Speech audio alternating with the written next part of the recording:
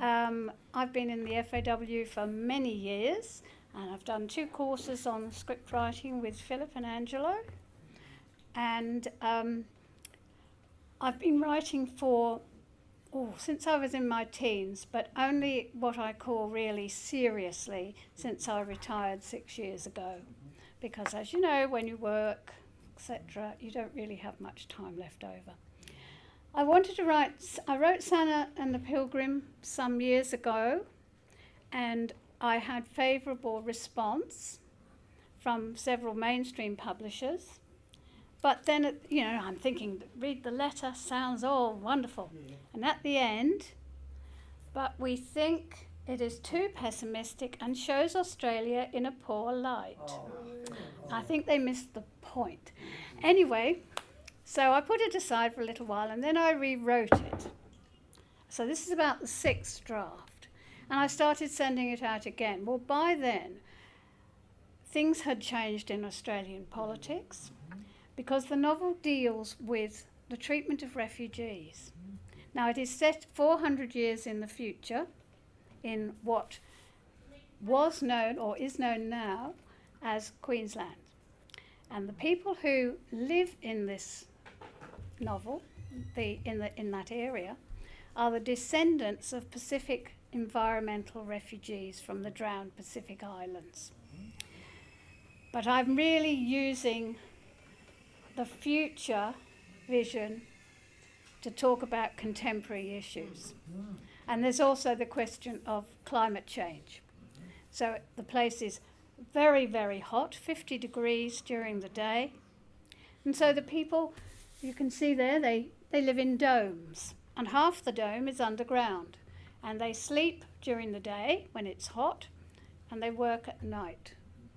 And they're forced to do this because these people live in what's called the brown zone. There are 3 zones in the world of my novel. There's the brown zone for the descendants of environmental refugees. Then there's the Asian zone, and then there's the white zone. And guess who's in charge? The white people. And the south of Australia has by then become totally arid, so unsuitable for any form of agriculture, but a little bit better for human habitation than the north is, which is very wet and very hot. But these people are forced to grow the food, which is then sent south.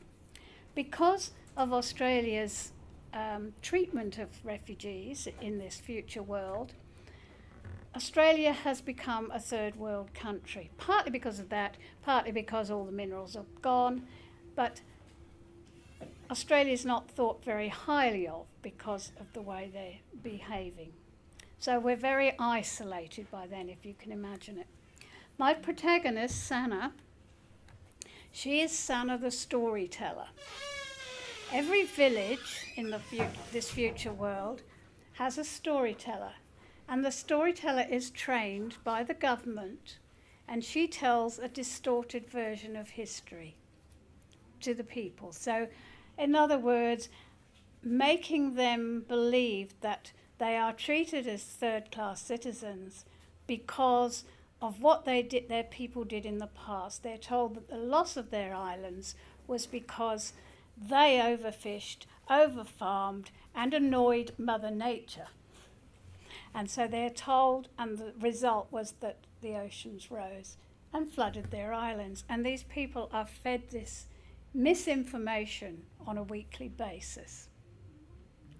And I did that because I thought of all the misinformation we are fed.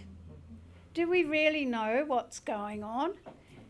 And I mean, this current government particularly, that we're not told. They say, oh, we've stopped the boats, but, we only found out last week that how many, and we don't really know what's happened. So I thought that would be good. So the book is set it's written in 2 parts. You've got Sannah the storyteller and Sannah the truth teller. Because what happens on, I think it's, yes, page 2, Sannah wakes up during the day, middle of the day, she's asleep, because they sleep in the day, and she knows, even though she can't hear, she knows there's somebody outside.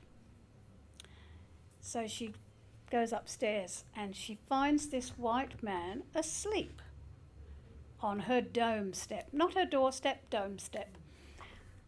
And she presumes he's a political prisoner on the run because she belongs to a group called the Women's Line. And a bit like the Underground Railroad and during the era of slavery in America. And so what her group does is help political prisoners of any colour to flee the country and flee to safety in New Zealand. And so she presumes this man is one of those. And although he answers her preset questions in a strange way, she still thinks, well, you know, he's had a long walk from wherever he's escaped from, and yeah, he's probably tired and so on. But of course, he hasn't come from a prison. And I'm not going to tell you any more. So, I felt it important to raise issues about what's happening today in this society.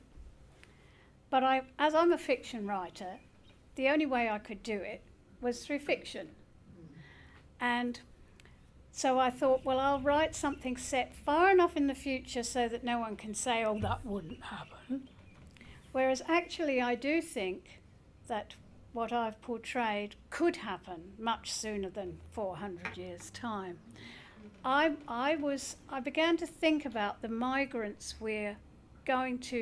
the refugees we are going to be getting within probably, certainly within the next 100 years, if you think about it. Places like Kiribati and the Marshall Islands are already facing inundation from the sea.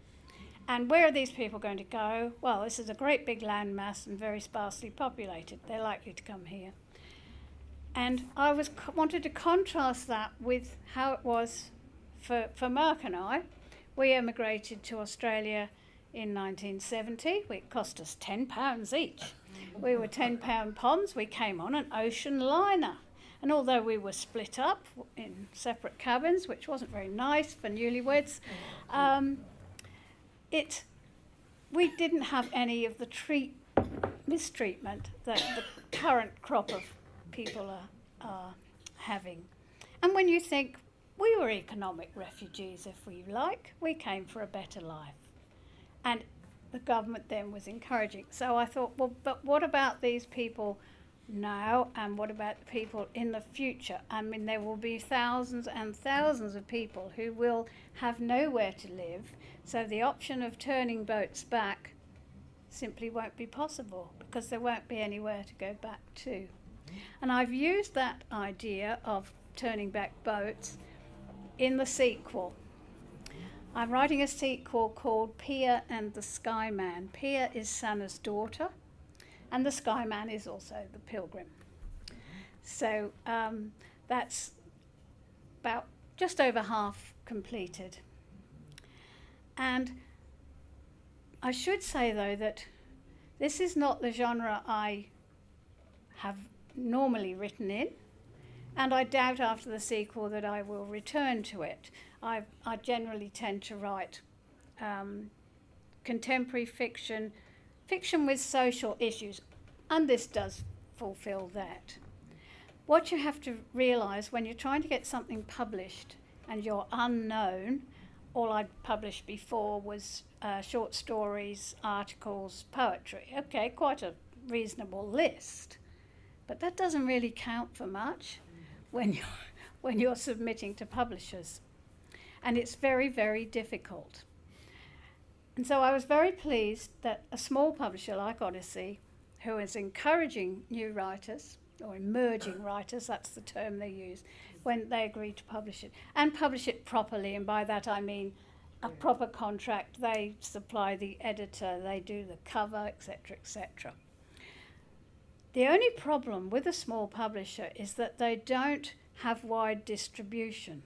So it's available online from the publisher, it's available on the book depository for people in England, and Amazon for America or other places. And it's also available as an e-book. That really is the way to go. these days, both ways.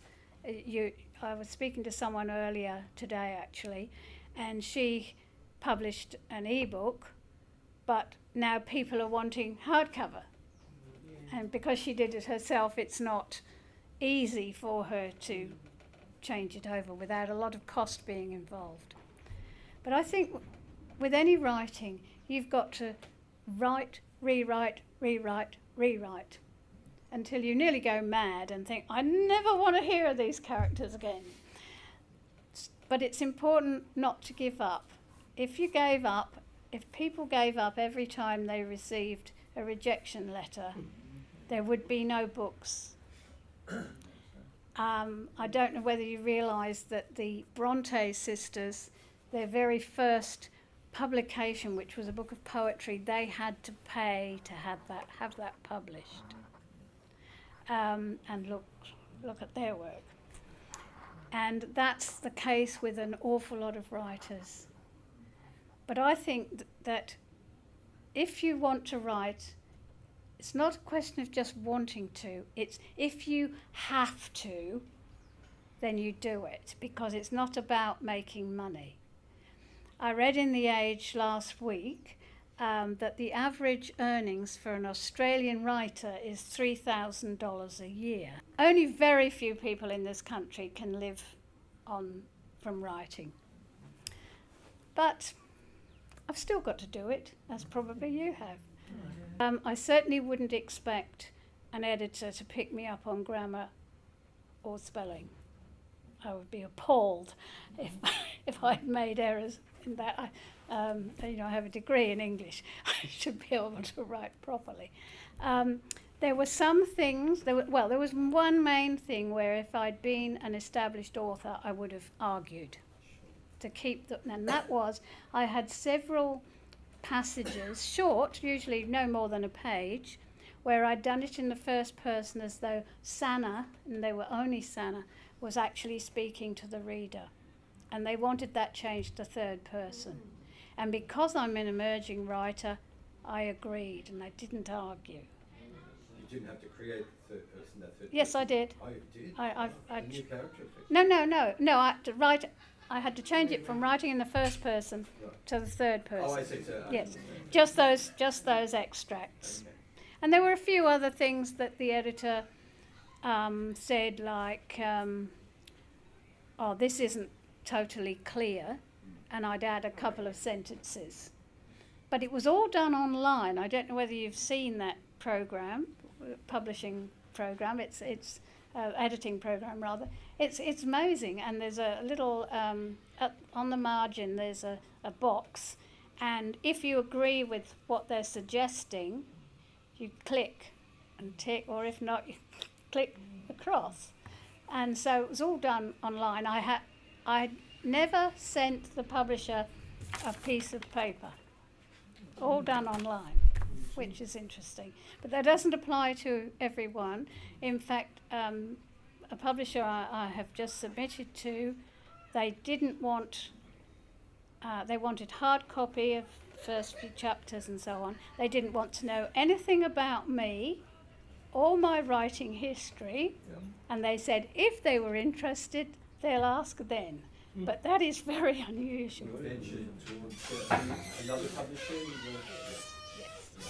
Because Is that because you weren't happy with it? in some respects, no. But I think that I belong in with a publisher publishing different work.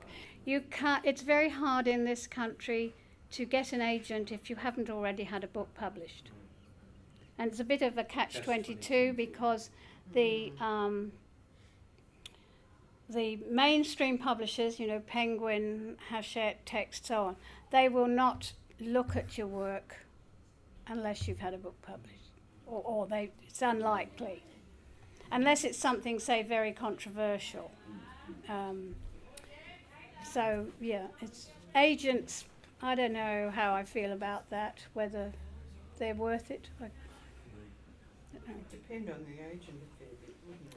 Yes, but a lot of them, I have contacted agents in the past, and they've just said, we're not taking on any more clients. I would say to any writer, if somebody wants you to give them a lot of money to publish, don't go with it, because there's no guarantee. You might as well self-publish. You might as well do exactly, and self-publish online, which is Yes. becoming more and more respectable these days. Mm. Going to the book fair in Sydney was interesting. Yes, I went to the Book Expo in Sydney recently, and that was a lot of small publishers got together, a lot of fantasy for young adults and a lot of children's book publishers there. But that was very interesting. And I was on a panel with 2 other authors from Odyssey Books, and we were talking about our books. And on the Saturday, they didn't have the any announcements made about who was talking where. There were various rooms, so nobody announced your talk. So, I mean, okay, I've got about 15 people, but might have been a lot more if they'd announced it. And it was very hard to find the building. It was at Sydney Olympic Park, but it wasn't well signposted. There was a little sort of A4 sheet of paper, Book Expo this way, handwritten. Well, that's not very good. My publisher had all her books on display, and she did reasonably well. There were some people who'd self-published, and they had a stall, and they had their book up. But all these things, it's important to go to as a writer, and you have to promote yourself. And I think that's tough on writers who are not comfortable with speaking in public. It really is hard, because these days publishers don't do, unless you're Helen Garner or Peter Carey, somebody like that, publishers do not do the marketing. You do. They're not even interested in book launches now. And so I think that makes it very difficult. Has anyone got any more questions? How do you find out about the book fairs?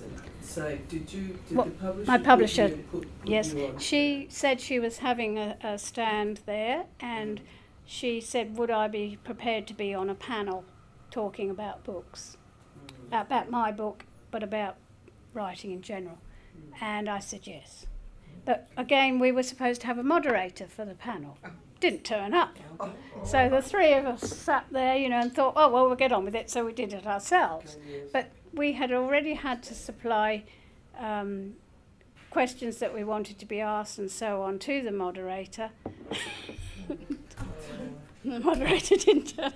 So that was one of the ways in which I felt. Did you have to pay for that stand or stall? Oh, yes, the publisher did. I didn't. I mean, No. was it expensive? She said it was quite expensive. Yes. But she felt it was worthwhile.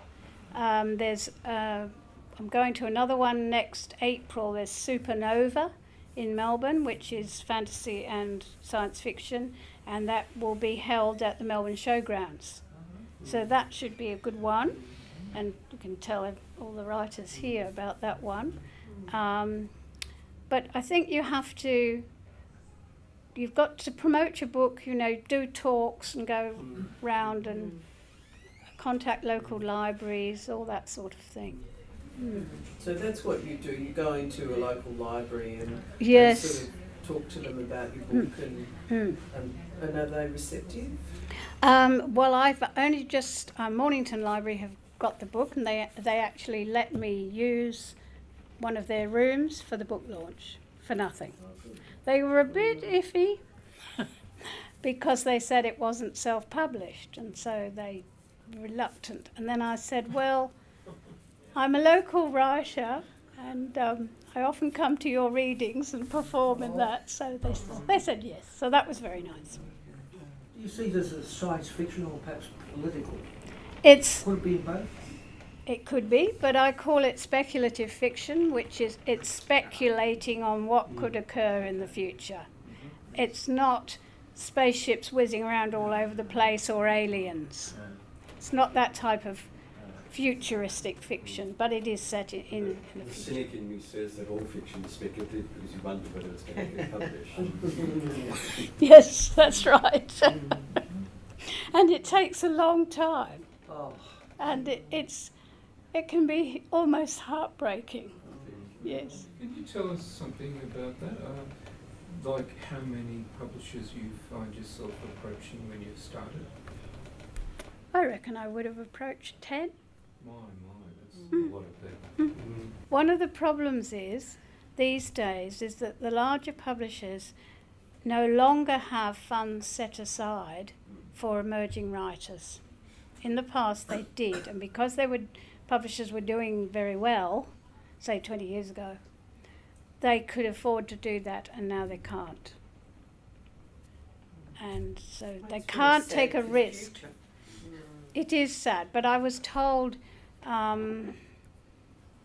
few years ago, not with this novel, but another one, that they really liked the story and the style of writing, blah, blah, blah.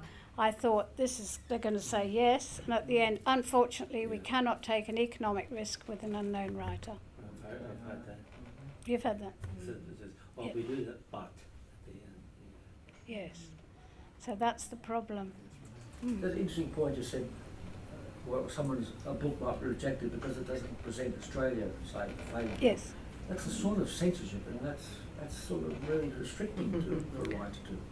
I think so, and I think that was about 7 years ago that was said. Well, things have changed so much, and so now we do talk about refugees coming from countries that are flooded, and I mean Australia is seen in a poor light at the United Nations, for instance. So just this week you read about what other countries are saying about our ridiculous 5% emissions reduction. And yes, but I think what you have to do, what I try and do, if I get a rejection letter and I think, right, okay, where can I send it next? The main problem is you don't get feedback. So you don't, if somebody would only say, I suppose they haven't got time, but if they would only say, look, if you did so and so, we might consider it, but no, you just get a standard letter. Yeah. And sometimes at the end they say, we haven't got the time to point out the ifs and buts. Keep up the good work. I'm Yes. not sure if you mentioned this already. Did you submit to publishers individually, or did you adopt Yes. a shotgun approach? I did it individually, but now with I've got a new novel that I finished end of last year, and I'm sending it out. I've just sent it out to 4 different publishers at once. Yes, because, well, you wait so long. It's 3 months before they get back to you. The thing that I've done, and I did that through Angelo's course, I wrote a pilot for a TV series based on the novel. So what I've got, I'm not having any luck attracting producers, which is what I need to do, but I will shortly be contacting somebody I do know and seeing if she can steer me in the right direction, because I feel it would be a good mini-series, and I actually have written all the synopses for all the episodes, so that I haven't written the scripts, but I've written all the synopses. Yeah. Take us through your writing day. Like, are you a plotter or a pantser? Or are you a morning person, or do you set yourself a word limit? How do you go Well, about it? I'm a bit like Elizabeth. Once read about Elizabeth Jolley. She couldn't settle down in her study and write until she'd done her chores. And I'm very similar. So if I have a load of washing I have to do, I will do that. Or I'll go and get to the supermarket, and then I will settle down. And then I come out for meals. She never used to come out for meals. Yes. No. And sometimes she eats them. No, before Mark retired, at the end of the day, I used to have banana skin, apple core, crumbs all round the computer. but now I have. I don't set myself a word limit. This last week was not good. The week before was brilliant. Thousands of words. Brilliant. Very pleased with myself. This week, as though I was brought down to earth again. Couldn't seem to get it together. But I keep going, and when at the end of the beginning of each writing day, I will read what I wrote. I just read through what I wrote the day before. So I've always done that. I write a very complete first draft. The punctuation, everything is as it should be, and you could read the first draft. And then I revise. Some writers don't do that. They just get the story down as fast as they can. But I'm a bit pedantic, and so I have to, to write it out properly. But I do have notes about where the story's going. I have a basic idea of the plot outline in my head, but it does develop a life of its own and takes off at all sorts of tangents. I have a feature film script which I would love to get produced, but I'm not having any luck, and so I'm actually thinking of turning that in. That'll be my next project after the sequel for this, to turn that into a novel and try that way, because that one is based on a true story about my father during the war in Italy and 30 years later, and so I'll have a go in another format. Did that approach work for Graham Simpson? Yes. Because Yes. Rosie was a script and then it was a novel. And now it's going to be a script and a film again. Yes. Mm. Yes. Yeah. So I think you have to be flexible these days. Yeah, yes. It's good to be able to write across it, to sort of push yourself to write across a number of genres, isn't it? You cannot. The writer these days can't shut yourself away in an attic and write. You've got to be out there. I think this is quite difficult, really. Mm. Just a general question about publishing. Are they giving less funds? You said they were giving less funds to new writers, or almost no funds. Is that because the publishing industry is not doing well, or just because of the change of policy they just want to market known names and do It's because the promos? publishing industry is in a bad way. Really? Oh yeah, mainstream publishing generally, because of digital publishing. But is it a period of transition? Yes, Yes. I think so. Yeah. Could we find that fiction will sell just as well as it used to after, say a period of 5 years transition from hard copy to digital to ebooks? Possibly, but I don't think that you will ever replace the hard copy. I really don't. There are a lot of people who find it very difficult to read an ebook. A lot of people, and I don't just mean older people.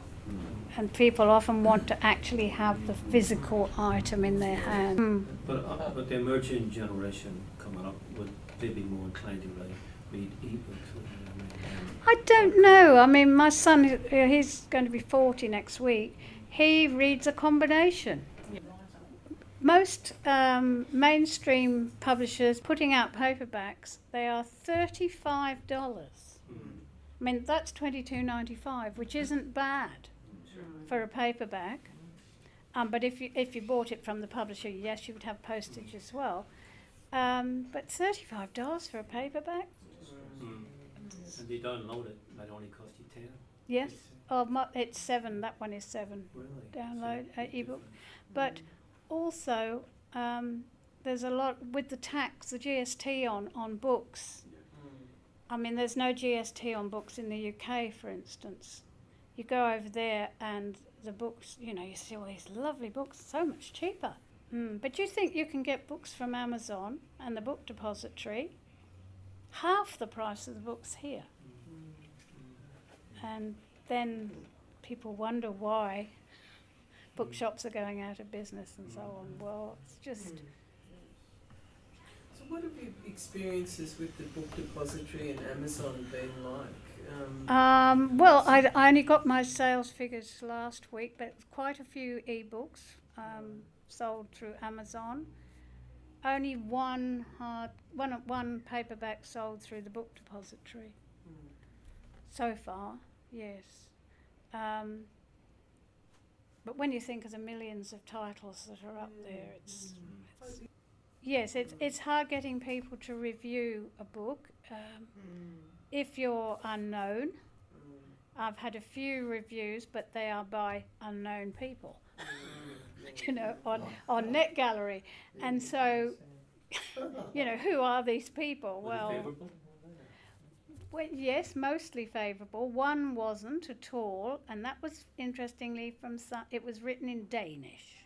But she didn't give it, she gave it 2 or something out of 5, I think. But as I couldn't read the review, can't tell you what she didn't like. So that was difficult. But yes, been reasonably favourable. It's just a hard road, and I think just have to plod along. Yes. Yeah. Well, you know, first major obstacle is writing the bloody thing. The second major obstacle is getting it published. Yeah. So That's right. it's doing very Yeah. well. Yes. You sound like you've got hurdles of potential writing projects. Do you ever have a blank period? Oh, yes. Where you might go for 3 months without? No, not usually that long, That's too long. but I might have a week or 2. That's too Yes, and it's How do horrible. you deal with it?